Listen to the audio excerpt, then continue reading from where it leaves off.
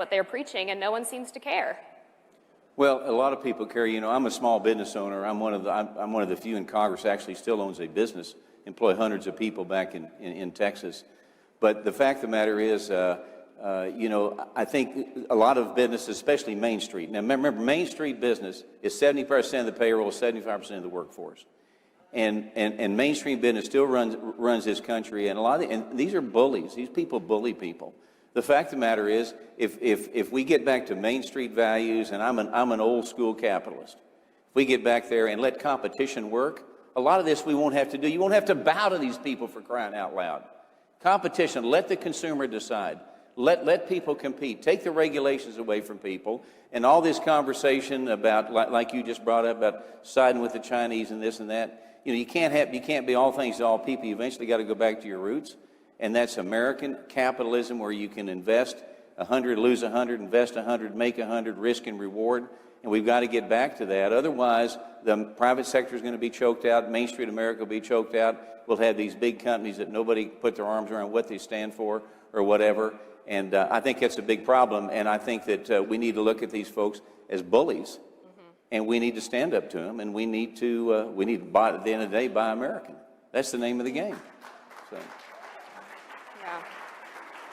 I wonder, is competition enough now? Because with the social media companies, you know, conservatives created Parler to have a place to speak, and then that was stripped of its web hosting service and shut down by Amazon, and there was collusion among the big tech companies to shut them down. And then with GameStop, you know, Robinhood stopped trading to literally stop people from making money in a legal and acceptable manner. So is there anything that you're doing in Congress, you know, with legislation or measures that you're taking with the force of the government in order to make sure that people have fair access to the marketplace? You know, one of the big things, and there was a panel earlier on antitrust, but when you think about it, look, we're Republicans, we're not anarchists, right? There are people that basically turned the market into a deity, that we're just going to worship market for the sake of the market. And the reality is our country as a republic was founded to seek virtue, not just the market. And a functioning market has competition. And what's the role of government? In my view and a lot of Republicans' view, it's kind of like if you're watching boxing, it's not boxing when they're over hugging in the corner. The referee's got to go break them up and make them fight. And right now, in market after market, there's nobody engaged in fighting. There's so much concentration, so much power. And you saw that also, you know, whether it's, you know, kind of the swamp, taking care of the swamp in D.C., you alluded to suspending trading. The SEC suspended it for certain shares Friday. But look at the reaction in this COVID. I mean, you could go into Walmart and buy anything. You could buy all kinds of bicycles, but if you want to go to a Main Street bike shop, you couldn't go in. You could have fake flowers delivered from Amazon, but if you wanted a local florist to deliver live flowers, you couldn't do that. And so the biggest companies got bigger and more profitable, and Main Street has been crippled. That disconnect has really got to end, and a lot of that goes to even our monetary policy. When the government spends too much money, like they just did last night over our objections, that gets printed into dollars, and the Fed grows it, and it's destroying the value of the dollars that we all count on. And a buck isn't going to go as far if we keep doing that. I think that's a great point about how the pandemic has really shut down small businesses, and corporations in many cases have used these restrictions to amass even more power than ever. Amazon, for example, had its best quarter at the height of the pandemic. So, Amy, what is your organization doing to make sure that small businesses survive and in encouraging people to go spend their money there? I mean, it's difficult now because so many of them have either shut down or are unable to do business because of regulations. Right, and we've always said to shop local. Shop local first. Before you go out to the big box stores, shop local, because those are the folks that you know in your communities. They're supporting your Little League and your high school choir. The money is staying in the community. And you know these folks, and they mostly align with your values. And so these big box organizations that you go shop to, they are funneling these organizations that are attacking our values. We need to quit funding them and shopping with them so that we can align our values with our money is the key here. So we've got to quit shopping at these places. We score them. We've got over 1,600 companies scored. It's secondvote.com. You can go to our website or down an application and search a company's score. And you can look on there and see what they're giving with their charitable dollars and what they're supporting. And so we've got to look at that. We've got to take notice. We can't continue to do what we've been doing. We've got to make a difference. And it's us here today. Everybody here, you guys are making the difference. You're here, you want to. But we've got to all do it together, and we can't do it just one time. We can't not go shop here because they did this. We've got to do it for the long haul. Right.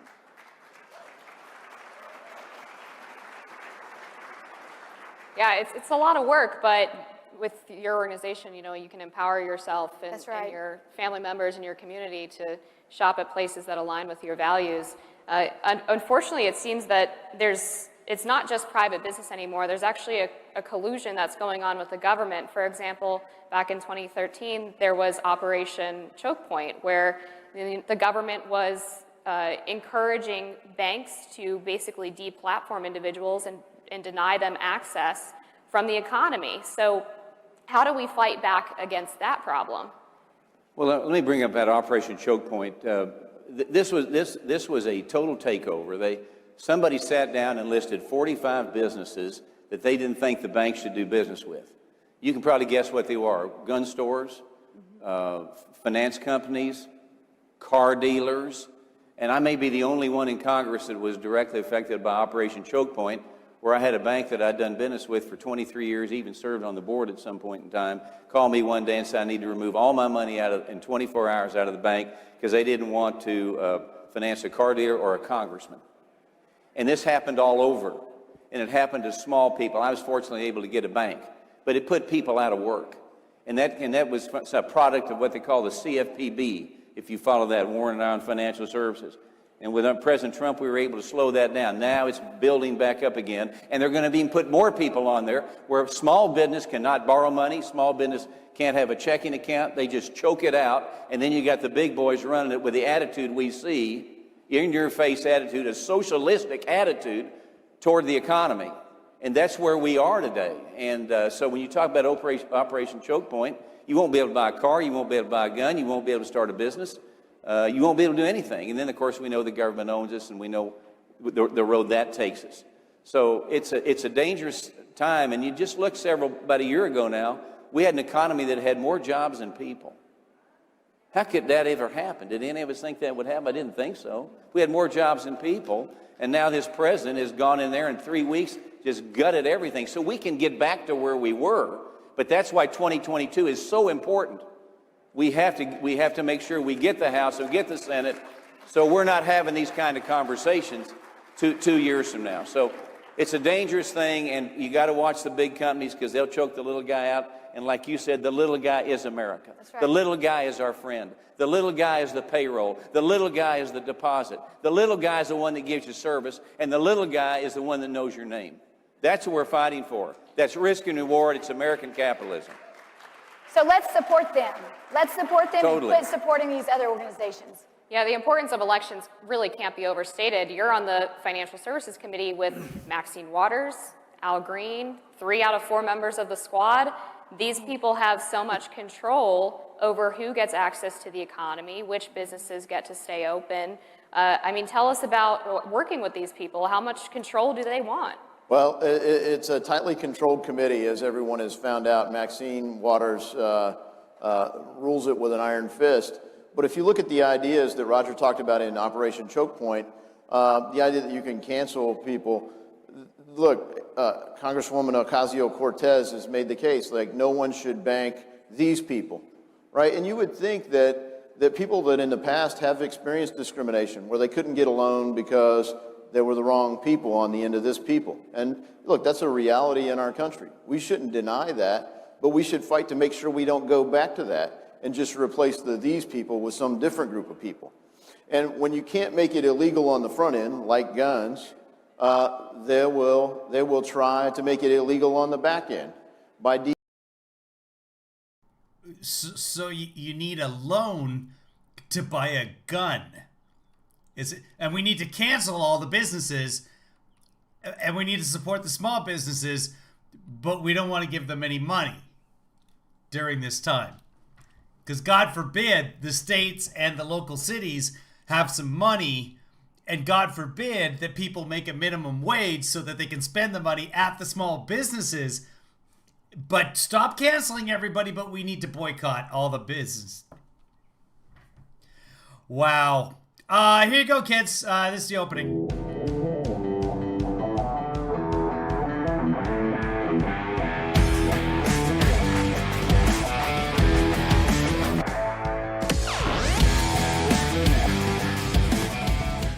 Welcome back, everybody. This is the live stream. I am Kevin Williams, your Kevinly father. We're going to watch a little bit about the Second Amendment, the right to bear arms, and Marcy sent me a link there. We'll dig it up right now. This is what we do. We just we chat truth to power, and you're as much a part of this as I am. You're not. I mean, let's be honest. But I do like you guys here. I really do appreciate you. Speaking of appreciating things, thank you very much. Jens sent me some PayPal or some Venmo or something.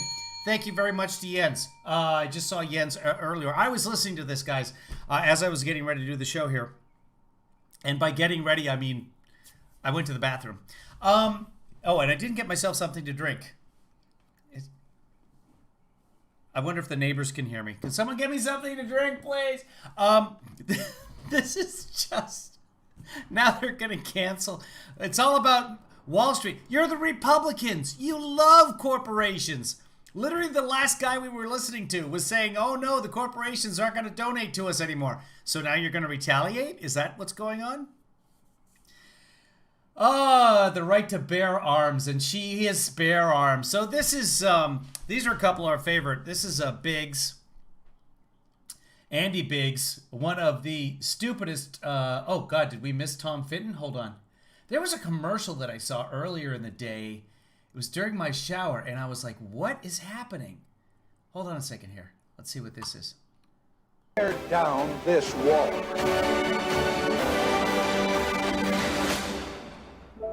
It's a Fox Nation commercial. Yeah, you guys gotta watch this. This is hilarious. I don't even know if it's I just heard it. I was in the shower. I got a little shower speaker. I heard it. I didn't see it. But I thought, I have to watch this. And you guys have to watch it too because I'm showing it to you. And you cannot turn your phone off and or your computer. Here we go. This is a commercial being shown. I'm not even sure what it's a commercial for. But this is what's happening in CPAC today. Samurai Futurologist. World's forecast news service. #1 forecaster of something. Let's go back.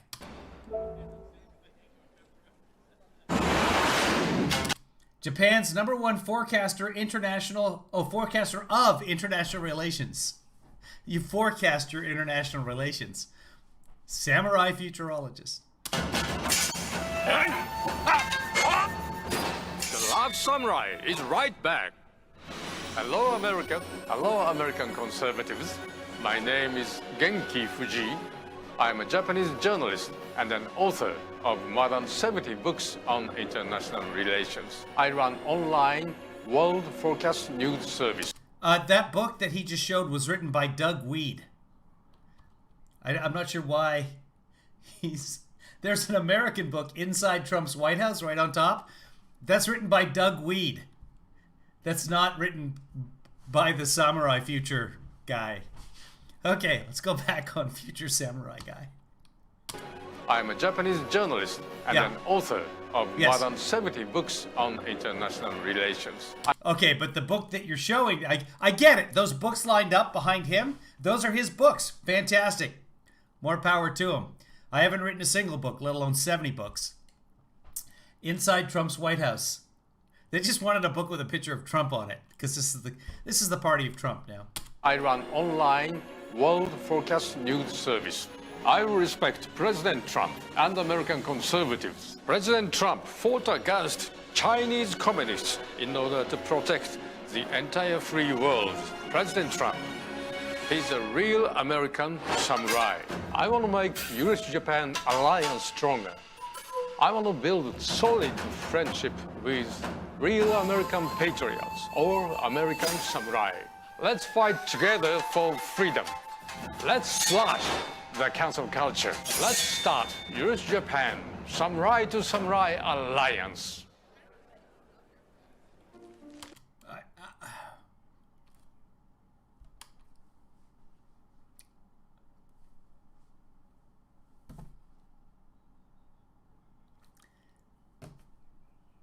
I don't know. I don't know. What?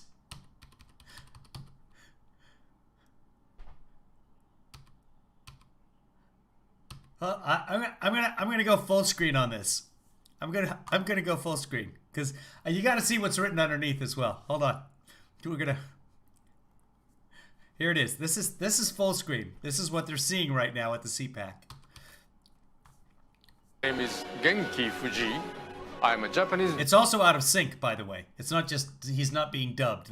He's speaking English, but it's out of sync.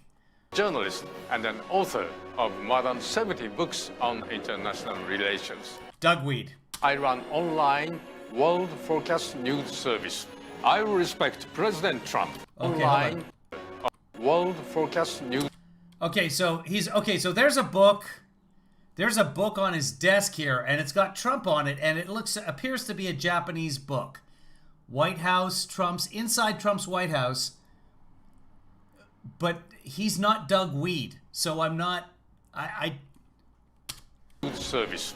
I respect President Trump and American conservatives. President Trump fought against Chinese communists in order to protect the entire free world. President Trump, he's a real American samurai. I want to make US-Japan alliance stronger. I want to build solid friendship with real American patriots or American samurai. Let's fight together for freedom.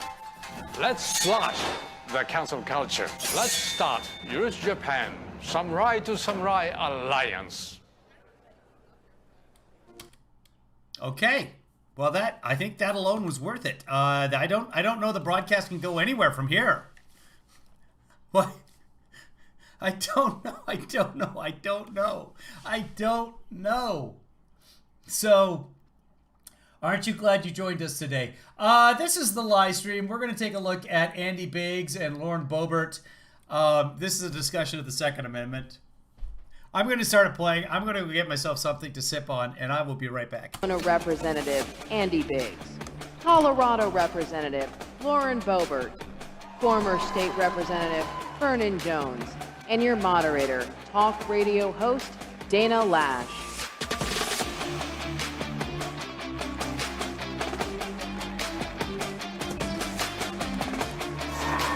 Peace. All right, thank y'all. We are in the gunshine state. It is so good to be with you all here today, and I look forward to this awesome conversation that we're getting ready to have. I have to tell you real quick, 2 years ago this month, I had flown from the Parkland Town Hall to CPAC in DC. And 2 years later, it's really good to be with you all again and talk about continuing protecting our Second Amendment rights. So let's get started to discussing these issues, because there's a lot to go over. Thank you. All right, so we had some really good conversation backstage about all of this. I want to start, some of these questions I want to ask both of you. You know, we were talking about this. Some of them I'm just going to open the field. But I'm going to start first and foremost with, I would say... Did they say gunshine state? We're in the gunshine state? Oh my God. Let's bring them full here. There we go. A little bit more too. Let's watch the full. There's a guy over on the right, and I don't want to get rid of my PayPal, but no one, I don't know that anybody uses the PayPal QR code. So here, we'll make it go away. There it is. Okay. And we still don't see him. Hold on. Maybe we can make this. Yeah, we'll do this. We'll do the, oh my God. Oh, what a hassle these people are to me right now. We'll do it like there. Okay, everybody? Can we see? There we go. We can see everybody now. All right, so that's a weird seating arrangement. A really weird seating arrangement, but they're on a weird, you know, it's tough to set your stage, especially with 4 speakers, when you've got sort of a thrust stage in the shape of a Nazi symbol. It's got to be difficult for them. I don't think, for the first time ever, I don't think I'm the biggest fighter. She just said, oh, this is Dana Loesch. Oh my God, where's she been? This is the lady who was the spokesperson for the NRA that's now declared bankruptcy. Possibly her and the NRA. I know the NRA has. Fire starter on the stage. It's a really nice feeling. Thank you. Thank you, Congresswoman BOEBERT. I appreciate it. It's not BOEBERT? Oh, man. Is it BOEBERT? I don't even know. So my first question's for you. You were granted a concealed carry permit in Washington, D.C. because, you fear for your safety, obviously. I mean, God love you, you're A target. She's a target. the size of a Keebler elf. So diminutive. Nah, that's not right at all. That's an insult that you should be using exclusively with Lindsey Graham. But don't let her fool you. But you were worried about your safety. Are you worried about your safety in D.C.? I don't think that Lauren BOEBERT could ever fool me, except with her last name. The Capitol both. What made you did get the permit, but what drove that decision for you? Well, I've been an advocate for the Second Amendment for nearly 8 years now. I opened a restaurant in Rifle, Colorado, the only city in America named after a gun. Shortly after. Yeah? What about the whole gunshine state? Huh? Boom! Check and gun. After we opened our restaurant, there was an altercation where a man was beat to death. Outside of your restaurant. Beaten to death. Beat to death is a sexual act. It involves $5 and it's behind the RNC. There's a little alleyway right behind the RNC headquarters in Washington. You might know it because of pipe bombs. Speaking of pipe bombs, don't go there. Congratulations from Jennifer. Jennifer, thank you very much. What are we congratulating, Jennifer? I don't even know. Hey, Producer Rich, good to see you. There was an altercation where a man... Played, good to see you. From the Four Seasons. Yes, it's across from the Four Seasons. Oh, the restaurant? What is the restaurant called, guys? I will leave that to you. Man was beat to death. How was the doctor? Are you asking me how the doctor was? Doctor was great, actually. I had this little mole that was raised, and so they cut it off. It was really interesting how they did it too, but I'm not going to talk about it. Outside of your restaurant. I'm sorry? Or where? This outside of my... What? We opened our restaurant. They've already confused each other. You've got two confusing people talking to each other, and every question elicits a response, and that response just leads to more questions. Both of them are those kind of people. Well, why do you have a moose in your front yard? Oh, well, because the toaster said that at 4 o'clock. Wait, what? What about the toaster? The toaster, of course. Like you're supposed to know about the toaster. Restaurant, there was an altercation where a man was beat to death. Outside of your restaurant. I'm sorry? Or where? Outside of my restaurant. Yeah. Outside of my restaurant, he was beat to death. What?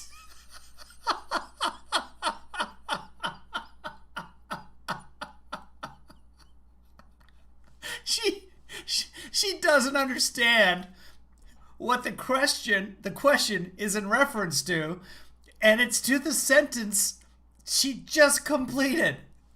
What? Excuse me, do you have the time? It's 2:45. Oh, so 2:45. What? What are you talking? There was an altercation where the only city in America named after a gun. Shortly after we opened our restaurant, there was an altercation where a man was beat to death. Outside of your restaurant. I'm sorry?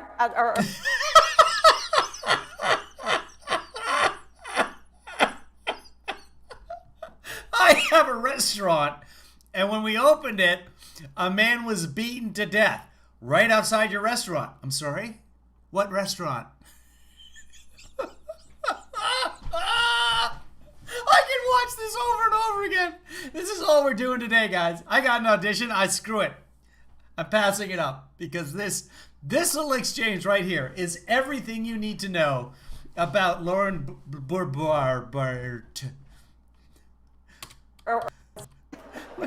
She doesn't understand what the question is when it's about the sentence she just said.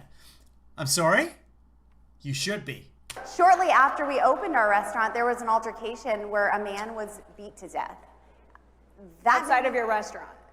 I'm sorry? Or where, this was Outside of my restaurant. Outside of my restaurant, he was beat to death by another man. No weapons, no. And I immediately wondered, how am I going to protect everyone? How am I going to take care of the people around me? How am I going to take care of myself? I'm a mom. I have 4 boys. How am I going to protect? Is it possible she didn't hear it? Yes, with the lady who has the microphone and the speakers around them, it is possible. But A man was beat. Shortly after we opened our restaurant, there was an altercation where a man was beat to death. outside of your restaurant? I'm sorry? Or where, this was Outside of my restaurant. no, she heard it because she just repeated it to her. She did hear the lady say that.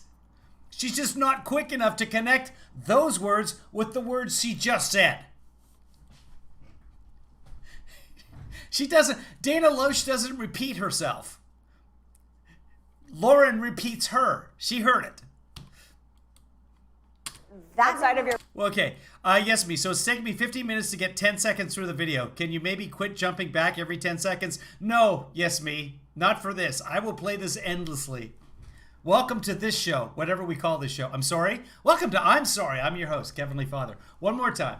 One more time with feeling. Restaurant, there was an altercation where a man was beat to death. outside of your restaurant? I'm sorry? Or where, this was Outside of my restaurant. Outside of my restaurant, he was beat to death by another man. No weapons, no. And I immediately wondered, how am I going to protect everyone? How am I going to take care of the people around me? How am I going to take care of myself? I'm a mom. I have 4 boys. How am I going to protect them if there's a threat? And that's when I started looking into Colorado's carry laws. I took advantage of Colorado's open carry, and I began to carry in our restaurant. My waitresses began to carry, and I saw how Democrats want to take that right away from us. You know very well, Beto O'Rourke told all of us what they intend to do. Hell yes, we're going to take your AR-15s and your AK-47s. Yeah? he didn't. But you don't need an AR-15 in a situation like that. You're not going to come out of your restaurant firing off an AR-15 at 15 rounds a second. No, he did not. No, because I drove down What? 7s. He didn't. No, he did not. No, because I drove down to his presidential rally with my Glock on my hip and told him, hell no, you're not. All right. Oh, that's why. It wasn't because Beto O'Rourke didn't actually get a position of power and pass legislation. It's because Lauren drove down with a Glock on her hip. That's why. But by the way, a Glock is not an AK-47 or an AR-15 or an A. But it is. It's very much. It's a safety issue. Absolutely. And, you know, as a female, you know, you've seen the media portrays you as being huge. You know, as tall as Vernon Jones here, who's. What? Does the media portray her as being tall? And if so, so what? Have you seen the media? This giant post. It's like Lauren standing next to Shaq. What? Sitting on your right, but you know you're not, and I mean there's certain statistics that go along with this. To this point, I want to dovetail off of this really quickly because you and Oh, okay. There are statistics to go along. We're not going to talk about those statistics. We're just going to dovetail. I were talking backstage. Yeah. Vernon Jones, who represented state representative for the state of Georgia, 91st district. Yes. You supported campus carry.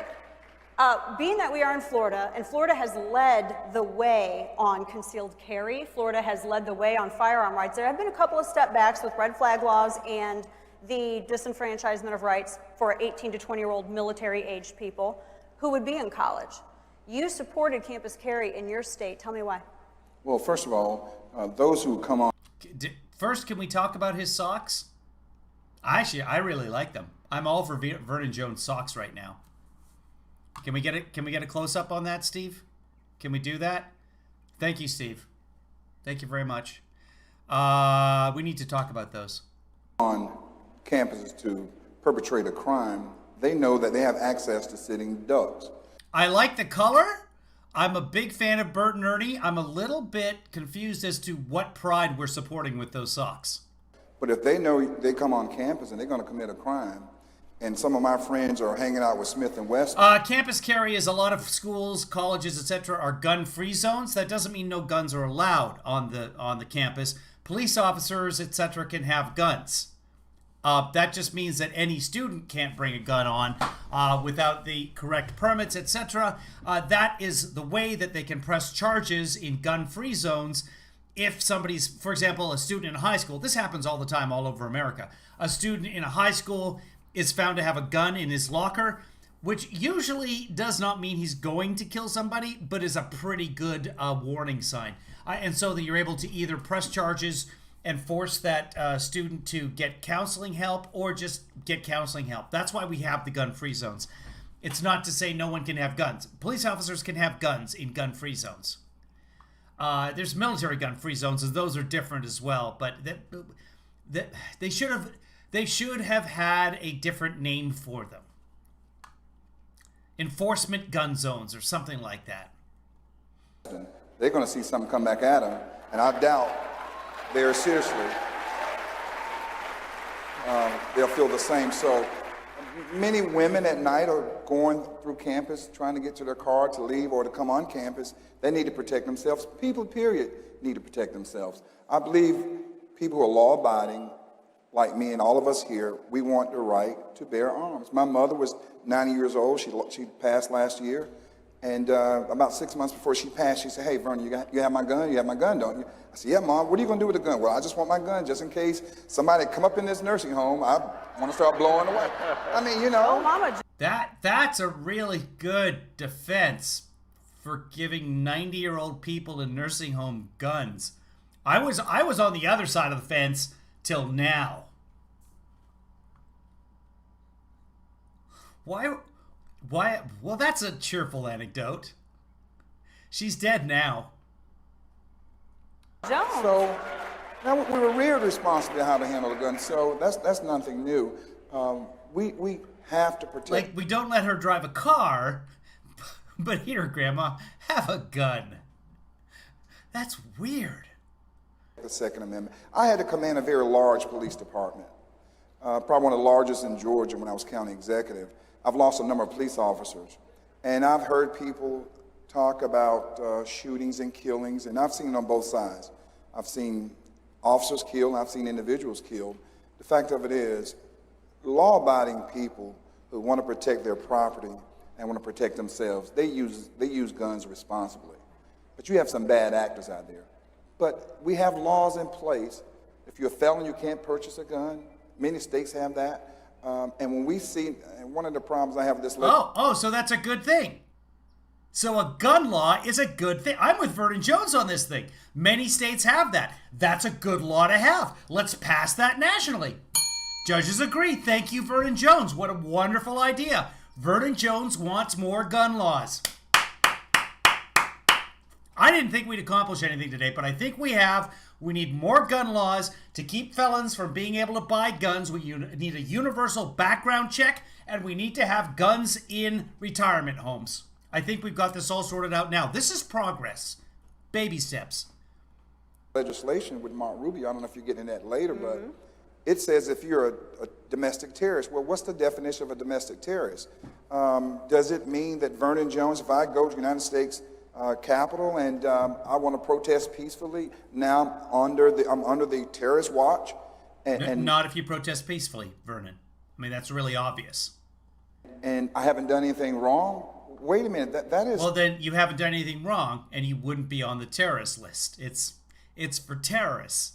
That's why it's called the terrorist list. You see? Something's not right. John Lewis was on a no-fly zone, Congressman John Lewis, many. So what is a terrorist? You and me. Right, and then that was a clerical error, and it was corrected. Okay. Could be a terrorist in their definition, and that legislation does not define what a terrorist is, and that's a little scary there, because it can happen to all of us. That is troubling, and this sets up my question, Congressman Andy Biggs, to you. We are in, again, the gunshine state, and this is Senator Marco Rubio's state.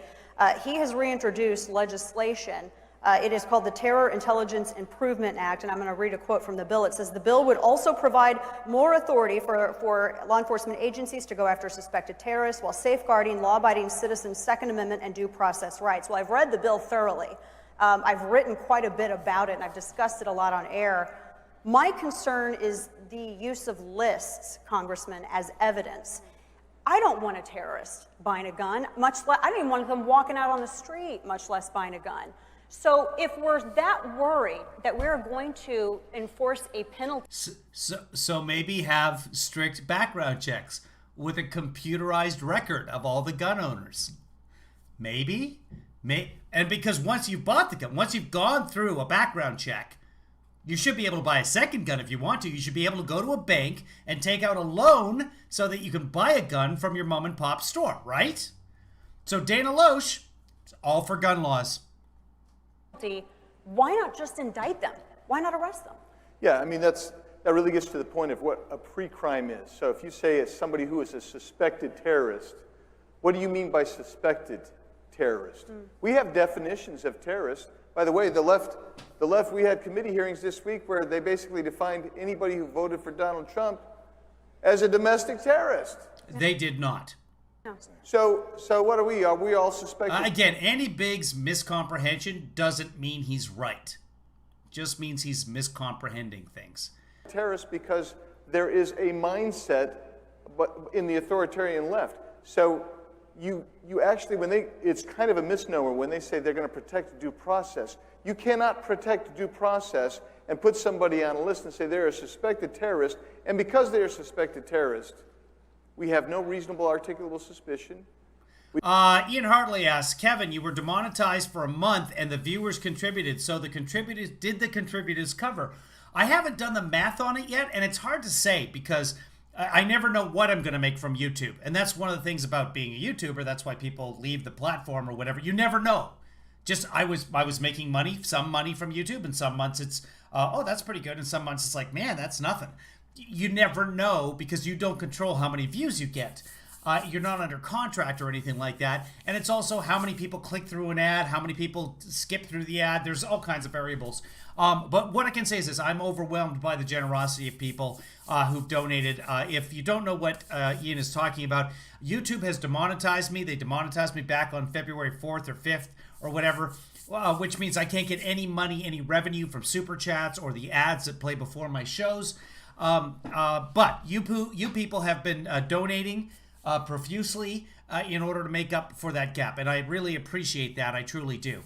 So if you do want to contribute, you can become a patron by going to kevinleefather.com. You can send me money on the Cash App. If you don't know what the Cash App is, hold a second. You can go to PayPal.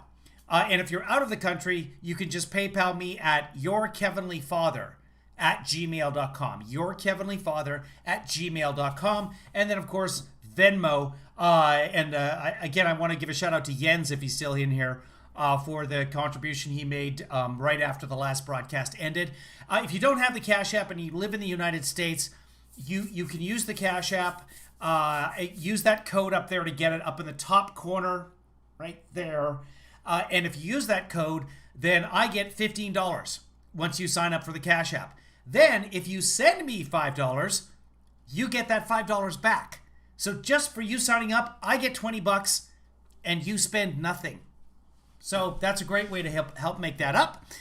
So I appreciate that if you live in the United States. Plus, with the Cash App, you get yourself a debit card, and the debit card can be used like if you buy coffee anywhere. It doesn't have to be Starbucks. Anywhere in the United States, if you buy a coffee that costs more than $1.50, which is any coffee really, except maybe 7-Eleven.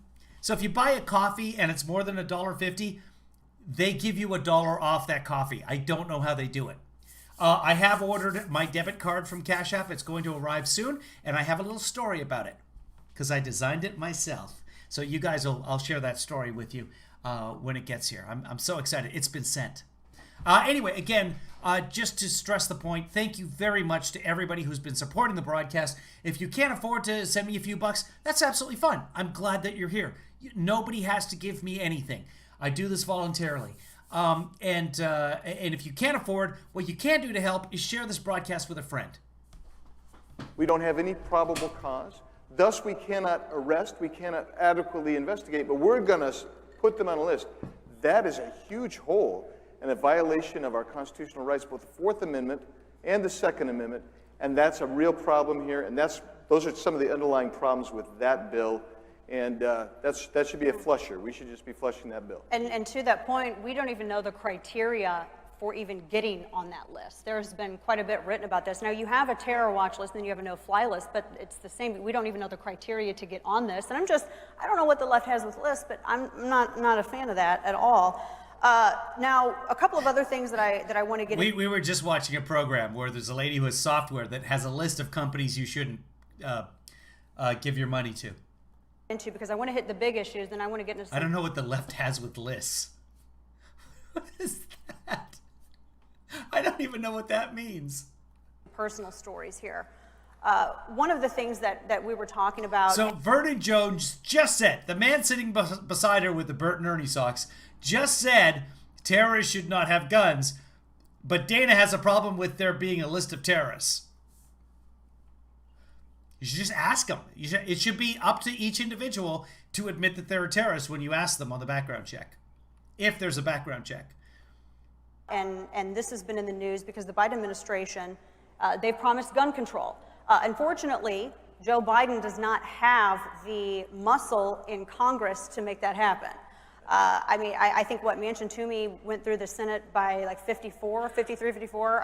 They didn't have enough when that was happening. They're not going to have enough with some of the legislation that they're trying to propose now. But that's not stopping him from looking at regulatory enactment of gun control. Right. How can they go and abuse the regulatory process? Now, to this point, it's the issue of ghost guns. Now, we all know, how many of you know what a ghost gun is? It's actually a phantom. It's a goblin that will haunt you at night. No, I'm kidding. It's not that at all. It's basically you're 80% lower if you're making a 3D gun at home. They're talking about the serialization of firearms, and the way that the law is right now, it's like 18 USC 922 or 19 USC. You get a blank, you get one of the 80% lowers, or you make your 3D printed gun.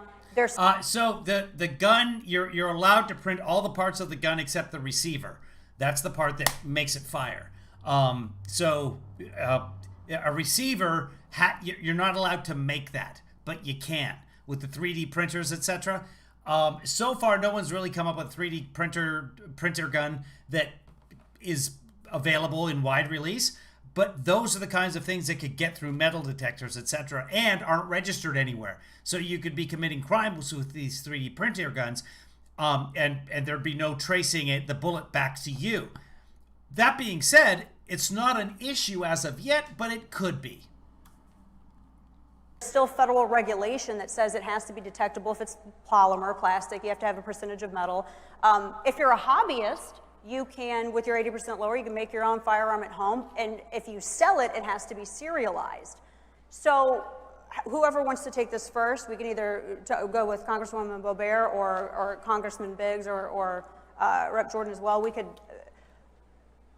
This situation with ghost guns, is this going too far? Should Bureau of Alcohol, Tobacco, and Firearms, should they even have any weigh in on this issue at all? Should they be defining and trying to redefine what these parts are and aren't as a way to stop hobbyists from a perfectly legal activity? So if I can just weigh in first, and then you guys can clean up the mess I make of the answer to this question. But I look at it, and what they're doing is creating law where there's no legislative authority. That's what the agency's doing. And so that's strike one right there. Number two, it's a legal activity that you're trying to impose your will, your bureaucratic will. And this is the problem with all of Washington, D.C., is that Congress will punt and lay down so the bureaucrats can go out and do whatever they want. I would say that if we really... That's not how it works at all, but okay. We, as legislators, thought there was a problem. That's where it would originate. Is it gone? Hold on a second. Okay, so this is Right Side Broadcasting. Did they just take down their video? Let's watch it again here. There's other sources. We can find it. Yeah, they just made their video private. So either that or YouTube took it down, one or the other. So let's find another source for it here. Hold on. Marcy had sent me a link for it. Let's go to that, see if it comes up. Conservative.org. Okay, so let's go there, see if it comes up that way. Yeah, this is just the general session, though.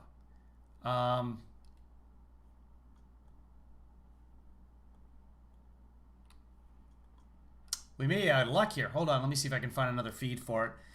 Let's go back to YouTube. We'll close that. We'll go back to YouTube, CPAC.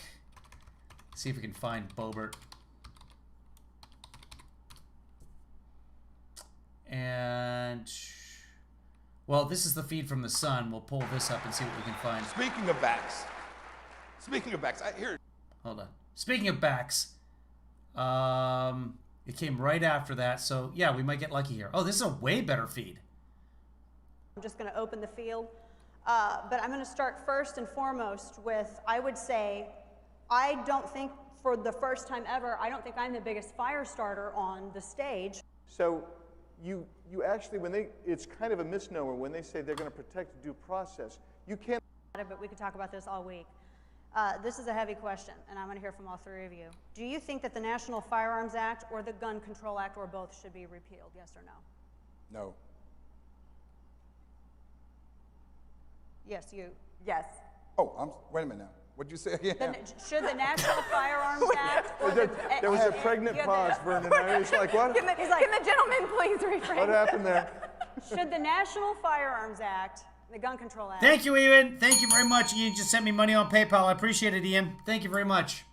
...be repealed. Should the National Firearms... Vernon wasn't listening to the question. Should they be repealed is the question. Yes, ma'am. Yes. The Gun Control Act be repealed. Should the National Firearms Act be repealed? Yes, ma'am. Yes. Congressman? Yes. Yes. I got confused. Take down those words. Yeah. I got a little confused. I thought you said, should we take away our guns? I was like a flat. I'm no. No, we're not. Period. He's no. already no, you may not Yeah. have them. I've been saying no so long when it comes to taking away our rights. I'm just no. Yeah. But anyhow, thank you, The Dana. funny thing is, Republicans are called No one has been taking away anybody's guns. It just hasn't been happening. the party of no, but we're saying no to all of their no's. They don't want What? you to be able to protect the party of no. Yeah. Anyhow, thank you, Dana. This is gonna be good. This is gonna be good. Rights. I'm just no. Yeah. But anyhow, thank you, The Dana. funny thing is, Republicans are called the party of no, but They call themselves that. we're saying no to all of their no's. They don't want you to be able to protect yourself. They don't want you to have freedom of speech. They don't want you to have freedom of religion. In Colorado, they don't want us to have our public lands. They are the party of no. We are saying no. We are saying a big hell no to all of their no's.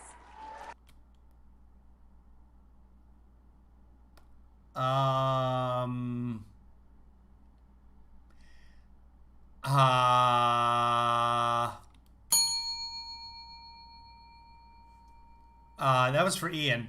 I don't think we need to say, yeah, I'm tired of their noses. What? So Yeah! then Yeah, we're not the party of no. We're the party of no to their nose. We're a party of hell no to their nose, but we're not the party of no. the Supreme Court hearing to confirm Justice Amy Coney Barrett, who I like very much. There was a lot of hay made over her decision in 7th Circuit, I believe, over Cantor v. Barr. Now, just to Don't know what that is. put this fast, Yeah. this issue had to do with whether or not non-violent felons should have their rights restored, their right to Second Amendment. There's been a lot of discussion over this, and it had to do with this man, Robert Cantor. He was selling medical shoe inserts, and he was falsely saying that they were endorsed by Medicare. They weren't, so they got him on felony mail fraud. Well, it's a felony charge, so for the rest of his life, he's a prohibited possessor. Yeah. And Amy Coney Barrett was arguing in her opinion on the case that that's not historically what the litmus is, whether or not someone is a danger to themselves or is dangerous, period, a danger to other people. that should come into play. I mean, obviously, violent felons are separate, but where it concerns nonviolent felons, the court never said that Robert Cantor was violent. Robert Cantor was never violent, and so a lot of people were trying to smear her over that. Okay, but Robert Cantor is an idiot. He's a felon. He has terrible judgment. He's deceptive. He defrauded the American people. Do we give people with very poor judgment guns? It's a question. Here's a device you can use with the pull of your finger to kill people. But how's your judgment, buddy? Terrible? Okay, well, here you go. That doesn't matter, really. That context, now that you have it, my question for you three, do you believe that nonviolent felons, in the context of this discussion with Cantor v. Barr, should have their Second Amendment rights restored? Let me say this. It's kind of interesting. Republicans are going to have to start taking the lead on a lot of issues that were really created by Democrats. Amen to that. That's good. That's a great point. Democrats passed those gun control laws targeting African Americans, that was a way to suppress their votes. Think about this. That was a way to suppress their votes. They become a felon, then they cannot get a gun. It could be anything. Now, I know that's a little deep. Y'all haven't caught up with me yet. Now, all of a sudden, Democrats are going to these legislatures wanting to give people who are on probation, parole, the right to vote again. Democrats should say, you guys were the first ones to do it anyhow. We're going to come with the Voter Restoration Act, and we're going to do it in a way that those nonviolent offenders that had nothing to do with being a danger to society, but they were stripped of their voting power. They paid their dues. They're on probation. Why not Republicans get ahead on that issue? Because Democrats are dominating that issue, and that is furthering keeping minorities, actually keeping everybody, good white and black people, from voting who want to vote. Why not? And what did voting have to do with being on probation or nonviolent offense? What did it take the voting right away from? Right now, the Democrats are the ones fighting to give paroled prisoners back their right to vote. So I'm not really. Vernon's right. I don't know that I'm ever going to catch up to him on this one. What did it really have to do with? That's a good question. It was politics. It was So that's a great question, Vernon. She wants to move on. She's like, well, I don't know. Why is he here? The guy who just answered no to the easily yes question? Congresswoman? Absolutely. I mean, these are nonviolent crimes that we're talking about, and this is a way just to suppress and control people. But they're not stopping with the Second Whether felons can vote is a state issue, so some yes, some no. Amendment. I mean, we mentioned the First Amendment in Washington, D.C. You know, I wouldn't be surprised if we start quartering soldiers in the committee hearing rooms. There's plenty in the parking garages at Fort Pelosi. We could bring them on in. And, you know, maybe we could start unreasonably seizing and searching members of Congress. Oh, wait, we're already doing that on the House chambers, right? Yeah. We are. Yes, we are, with the metal detectors and all of that. So it doesn't stop there, and maybe the 19th Amendment is next, and you and I wouldn't have a right to vote. Yeah, well. And you can't be called brother or sister. You have to be a sibling. Exactly. Then you'll get in trouble for that on the floor. guardian. Congressman, I want to have you be weigh in careful on of this this. because I have one more question for you. Yeah, so when we talk about restoration of Fort Second Pelosi is what she's derogatorily referring to the Capitol as, because the Capitol is now surrounded with fencing because a bunch of Trump supporters tried to go in there and kill people. So now she's jokingly calling it Fort Pelosi. It's pretty funny because a police officer died.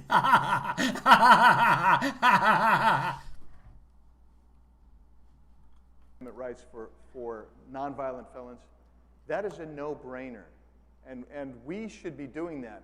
Our problem is we're in a majoritarian, self-governing body, and we're in the minority. When we were in the majority... Because you lost the election. That's right, Andy. Very, very good. We screwed up time and time again. Exactly. Yeah. That's exactly right. And It's all right, Chairman. I'm even here on with you now. immigration. Yeah, I got Lauren with me now. But here's the deal. And when we were in power, we sucked big time, over and over. That's right, Congress. We can fix that. We just got to get that majority back because the Democrats aren't ever going to do that. No, they So won't. that majority we had where we screwed up time and time again, we need to get that back so we can fix it. You gotta fix it when you get the majority back. Last question that I have for That's what I just said, Vernon. The audacity of it is that they don't even realize what they're saying. Yeah, we're really bad at the power. That's why we need it back. Yeah, we do. panel here. It's been discussed that the administration is going to have this four-pronged assault on our Second Amendment rights, going after the ghost gun issue, going after magazine capacity, because apparently they never heard the idea, you can just swap a mag, to limit it to 10 rounds or under, suing manufacturers as well, and then just banning full-on semi-automatic firearms by conflating them with the term assault weapons.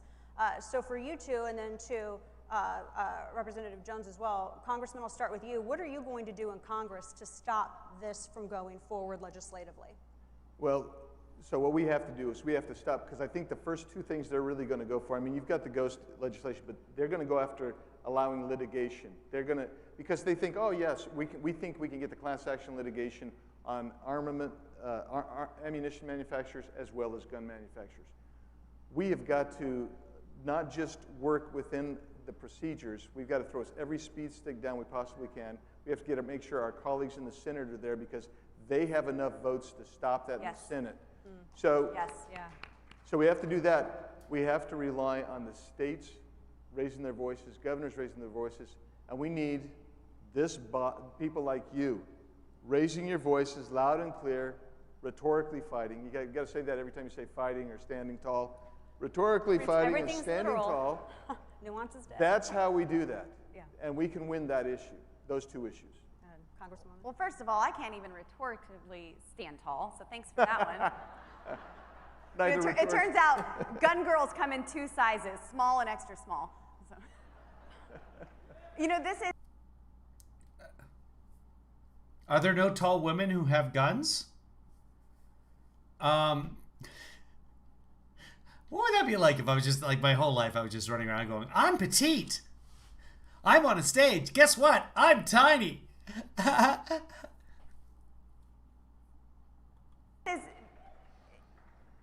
They mention assault rifles. Yes, at random is right. She said every chance she gets, she talks about how tiny she is.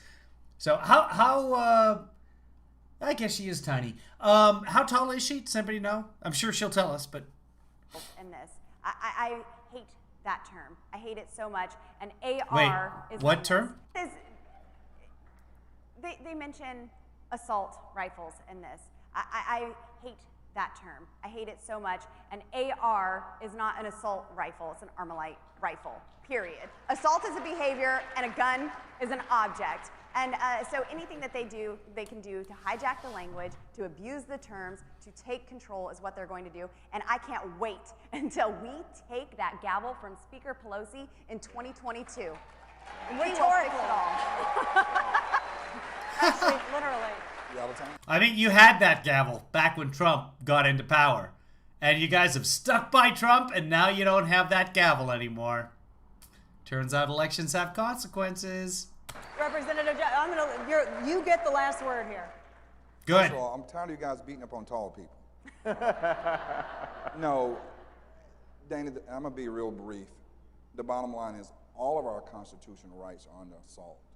And we have to fight it at the state level and the federal level. We have to make sure our legislatures are Republicans so we can draw districts to preserve and protect and send. So we can gerrymander districts. Wow.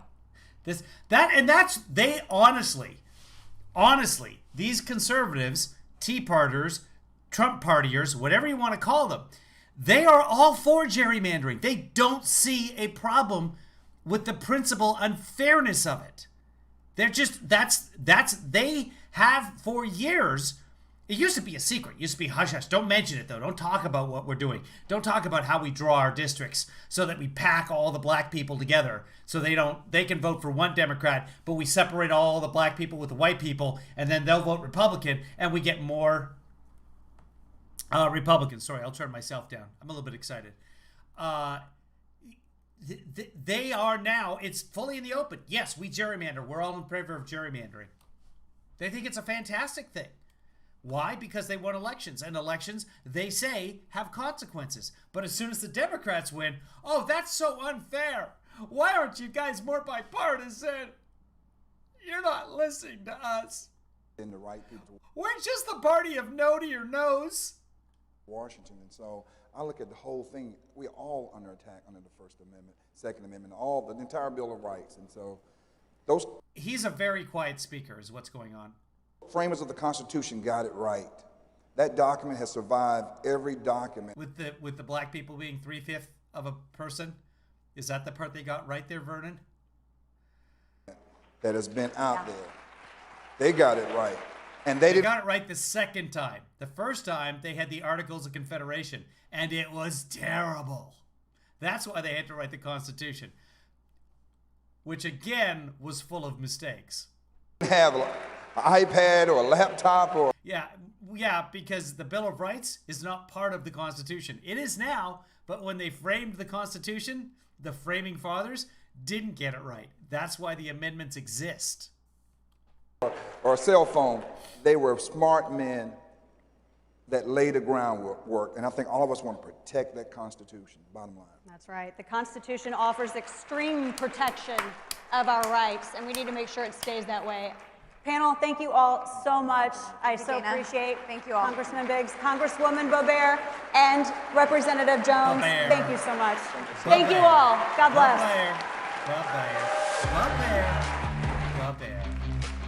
All right, that's the end of that. All right, we will be back tomorrow for surezies.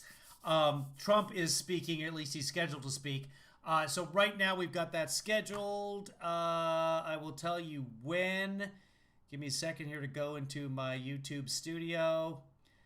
He is scheduled to speaks at Show Me the Live. Here we go. Upcoming. Let's go to see what time that's scheduled at. I've got it scheduled at 10 a.m. No, that doesn't sound right. I thought I was going to start at 10 a.m. and then whenever he comes on, I think he comes on at 12:50 Pacific time, which is 3:50. So afternoon Eastern time, 12:50 Pacific Coast. Anyway, we'll cover that. And if we don't get all the way through because I'm supposed to play tennis at 2 o'clock, then because he's probably going to be late, I think he'll be finished. But in the past, he's given some of his longest speeches at CPAC because they love him, and he just loves soaking up that adoration.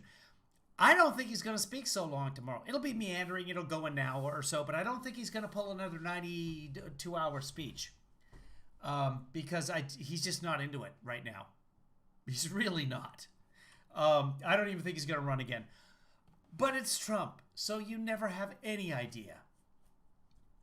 Guys, speaking of wrong, thank you very much for supporting me, everyone. Thank you very much for the PayPals and the patrons and everybody else that's been coming through today. You guys have yourself a wonderful Saturday. If you're not in Europe, go outside and enjoy the sunshine for a few brief moments before it goes away again to sleeps tonight. Here are some closing credits for you.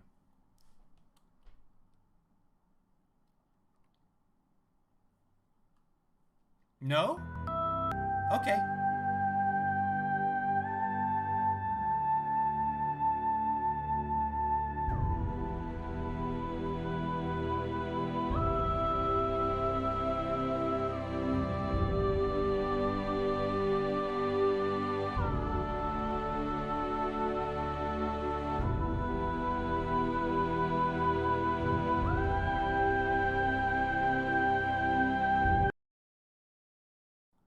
UK time, Trump comes on at about 8:50 p.m. tomorrow. So 8:50 p.m. on Sunday is the UK time for Trump. All right, everybody. You take care. Be good. See you later. Bye-bye. Bye-bye.